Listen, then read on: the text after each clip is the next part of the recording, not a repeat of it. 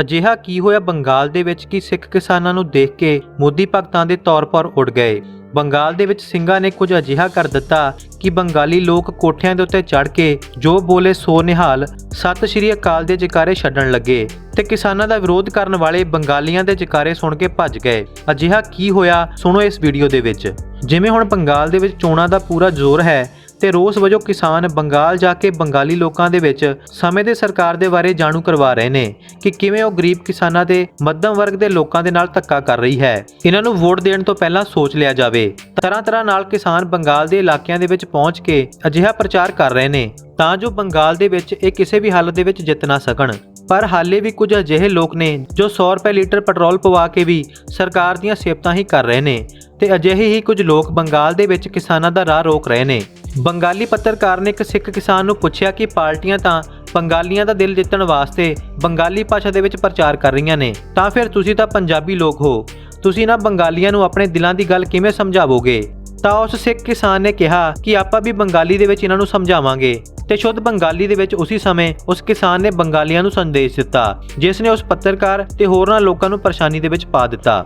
Doctor ਭਰਤਵੀਰ Singh ਕਿਸਾਨ ਜਥੇਬੰਦੀ ਦੀ support ਕਰਨ ਵਾਸਤੇ ਬੰਗਾਲ ਪਹੁੰਚੇ ਸਨ। ਉਹਨਾਂ ਨੇ ਦੱਸਿਆ ਕਿ ਮੈਂ ਆਪਣੇ ਜਥੇ ਦੇ ਨਾਲ ਬੰਗਾਲ 에ਅਰਪੋਰਟ ਤੇ ਉਤਰਿਆ ਜਿਸ ਦੀ ਜਾਣਕਾਰੀ ਪਹਿਲਾਂ ਹੀ ਕੁਝ ਲੋਕਾਂ ਨੂੰ ਲੱਗ ਗਈ ਸੀ ਤੇ ਉਹ ਸਾਡਾ ਵਿਰੋਧ ਕਰਨ ਵਾਸਤੇ 에ਅਰਪੋਰਟ ਦੇ ਉੱਤੇ ਪਹੁੰਚੇ ਸੀ। ਸਾਨੂੰ ਦੇਖਦਿਆਂ ਹੀ ਉਹਨਾਂ ਨੇ ਨਾਅਰੇ ਲਗਾਉਣੇ ਸ਼ੁਰੂ ਕਰ ਦਿੱਤੇ। ਆਪਾਂ ਉਹਨਾਂ ਦੀ ਪਰਵਾਹ ਕੀਤੇ ਬਿਨਾਂ 에ਅਰਪੋਰਟ ਚੋਂ ਬਾਹਰ ਆਏ। ਬਾਹਰ ਆ ਕੇ ਦੇਖਿਆ ਤਾਂ ਲੋਕਾਂ ਦਾ ਹਜੂਮ ਇਕੱਠਾ ਹੋਇਆ ਸੀ ਤੇ ਉਹ ਲੋਕ ਬੰਗਾਲੀ ਦੇ ਵਿੱਚ ਕੁਝ ਸਾਨੂੰ ਬੋਲ ਰਹੇ ਸੀ ਤੇ ਲੋਕਾਂ ਵਿੱਚ ਵੀ ਬੰਗਾਲੀ ਵਿੱਚ ਪ੍ਰਚਾਰ ਕਰ ਰਹੇ ਸੀ। ਮੈਂ ਬੰਗਾਲੀ ਭਾਸ਼ਾ ਦਾ ਪਹਿਲਾਂ ਤੋਂ ਹੀ ਜਾਣਕਾਰ ਸੀ। ਇੱਕ ਜੈਕਾਰਾ ਛੱਡ ਕੇ ਮੈਂ ਉਸ ਭੀੜ ਨੂੰ ਸ਼ਾਂਤ ਕੀਤਾ ਤੇ ਫਿਰ ਬੰਗਾਲੀ ਦੇ ਵਿੱਚ ਸਰਕਾਰ ਵੱਲੋਂ ਕੀਤੇ ਧੱਕੇ ਬਾਰੇ ਬੋਲਣ ਲੱਗਿਆ ਕਿ ਜਿਵੇਂ ਅੱਜ ਪੰਜਾਬ ਦੀ ਵਾਰੀ ਹੈ ਉਵੇਂ ਹੀ ਕੱਲ ਬੰਗਾਲ ਦੀ ਵਾਰੀ ਵੀ ਆ ਸਕਦੀ ਹੈ। ਜਿੰਨਾ ਚਿਰ ਵੀ ਮੈਂ ਬੋਲਿਆ ਉਸ ਸਮੇਂ ਤੱਕ ਕੋਈ ਵੀ ਬੰਦਾ ਕੁਸਕਿਆ ਨਹੀਂ ਤੇ ਫਿਰ ਉਹਨਾਂ ਵਿੱਚੋਂ ਇੱਕ ਬੰਦੇ ਨੇ ਸਾਡੇ ਉੱਤੇ ਹਮਲਾ ਕਰ ਦਿੱਤਾ। ਦੂਜਾ ਰਾਜ ਹੋਣ ਕਰਕੇ ਆਪਾਂ ਕਿਸੇ ਤਰ੍ਹਾਂ ਕਰ ਉੱਥੋਂ ਨਿਕਲ ਆਏ ਪਰ ਉਹ ਲੋਕਾਂ ਦਾ ਕਾਫਲਾ ਸਾਡਾ ਜਗ੍ਹਾ ਉੱਪਰ ਪਿੱਛਾ ਕਰਦਾ ਰਿਹਾ। ਸਾਡਾ ਹੋਟਲ ਦੇ ਵਿੱਚ ਰੁਕਣਾ ਵੀ ਮੁਸ਼ਕਿਲ ਕਰ ਦਿੱਤਾ। ਫਿਰ ਮੈਂ ਆਪਣੇ ਇੱਕ ਜਾਣਕਾਰ ਨੂੰ ਫੋਨ ਕੀਤਾ ਤੇ ਗੱਲ ਕੀਤੀ ਜੋ ਬੰਗਾਲ ਦੇ ਵਿੱਚ ਹੀ ਰਹਿੰਦਾ ਸੀ ਤੇ ਉਸਨੇ ਸਾਡੇ ਰੁਕਣ ਦਾ ਇੰਤਜ਼ਾਮ ਇੱਕ ਬਿਲਡਿੰਗ ਦੇ ਬੇਸਮੈਂਟ ਦੇ ਵਿੱਚ ਕਰ ਦਿੱਤਾ ਜਿੱਥੇ ਸਾਰੀਆਂ ਸੁੱਖ ਸਹੂਲਤਾਂ ਵੀ ਸਨ। ਇੱਕ ਰਾਤ ਉੱਥੇ ਰੁਕੇ ਤਾਂ ਪਤਾ ਲੱਗਿਆ ਕਿ ਜੋ ਲੋਕ ਸਾਡਾ ਪਿੱਛਾ ਕਰ ਰਹੇ ਸੀ ਉਹਨਾਂ ਦਾ ਲੀਡਰ ਜਿਸ ਦਾ ਨਾਮ ਰਮੇਸ਼ ਚੰਦਰ ਸੀ ਉਹ ਉਸੇ ਹੀ ਇਲਾਕੇ ਦਾ ਵਸਨੀਕ ਹੈ ਜਿੱਥੇ ਆਪਾਂ ਰਹਿ ਰਹੇ ਸੀ। ਜਦੋਂ ਉਸ ਨੂੰ ਸਾਡੇ ਬਾਰੇ ਪਤਾ ਲੱਗਿਆ ਤਾਂ ਫਿਰ ਉਸਨੇ ਸਾਡਾ ਜਿਉਣਾ ਮੁਸ਼ਕਿਲ ਕਰ ਦਿੱਤਾ ਪਰ ਆਪਾਂ ਕਿਸੇ ਨਾ ਕਿਸੇ ਤਰ੍ਹਾਂ ਕਰ ਉੱਥੇ ਰੁਕ ਰਹੇ ਤੇ ਆਪਣੇ ਮੋਰਚੇ ਦੇ ਉੱਤੇ ਡਟੇ ਰਹੇ। 11 ਫਰਵਰੀ ਦੀ ਰਾਤ ਆਪਾਂ ਘਰ ਵਾਪਿਸ ਆ ਰਹੇ ਸੀ ਤਾਂ ਰਮੇਸ਼ ਚੰਦਰ ਦੇ ਘਰ ਦੇ ਬਾਹਰ ਲੋਕਾਂ ਦੀ ਕਾਫੀ ਭੀੜ ਪਈ ਹੋਈ ਸੀ ਤੇ ਕਾਫੀ ਰੌਲਾ ਵੀ ਪੈ ਰਿਹਾ ਸੀ। ਕਾਫੀ ਲੋਕ ਉੱਥੇ ਇਕੱਠਾ ਹੋਏ ਸੀ।